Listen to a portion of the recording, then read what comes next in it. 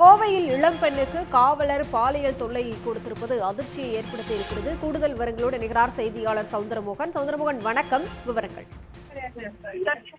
வணக்கம். கோவை மாநகர காவல்துறைக்கு உட்பட்ட துடிலூர் காவல் நிலையத்தில் 2ஆம் நிலை காவலராக பணியாற்றி வருபவர் வினோத்குமார். இவருக்கு வயது 35.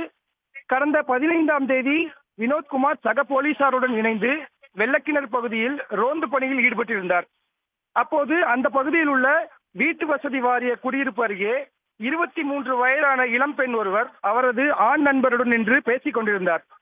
அப்போது அங்கு ரோந்து சென்ற அந்த போலீஸ்காரர்கள் அந்த இளம் பெண்ணையும் அவரது ஆண் நண்பரையும் பிடித்து விசாரணை நடத்தினர். இங்கு எதற்காக நின்று கொண்டிருக்கிறீர்கள் என்ற கோணத்தில் விசாரணை நடைபெற்றதாக தெரிய வருகிறது. அப்போது போலீஸ்காரர் வினோத்குமார் அந்த இளம் பெண்ணை தனியாக அழைத்து சென்று விசாரணை நடத்தினார். அப்போது அந்த பகுதியில் யாரும் இல்லாத இடத்திற்கு அந்த பெண்ணை அழைத்து சென்று விசாரித்துள்ளார். அப்போது அந்த பெண்ணுக்கு வினோத்குமார் பாலியல் ரீதியாக தொல்லை கொடுத்ததாக தெரிகிறது. இதனால் அதிர்ச்சி அடைந்த அந்த இளம் பெண் தனது ஆண் நண்பரிடம் ஓடி சென்று தனக்கு நடந்த கொடுமைகளை குறித்து கூறி அழுதுள்ளார்.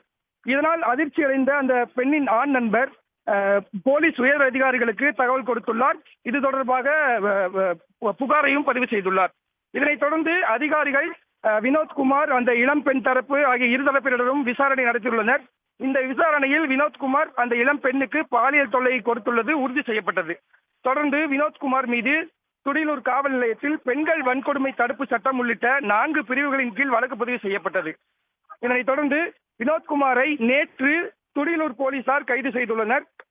பெண்கள் மீதான பாலியல் தாக்குதல்கள் தொடர்ச்சியாக அதிகரித்து வரும் நிலையில் கோவையில் ஆண் நண்பருடன் தனியாக நின்று பேசிக்கொண்ட இளம் பெண்ணை விசாரணை என்ற பெயரில் அழைத்து சென்று போலீஸ்காரரே பாலியல் தொல்லை கொடுத்துள்ள சம்பவம் கோவை மக்கள் மத்தியில் கொந்தளிப்பையும் அதிர்ச்சியையும் ஏற்படுத்தியுள்ளது. விவரங்களுக்கு நன்றி சவுந்தரமோகன்.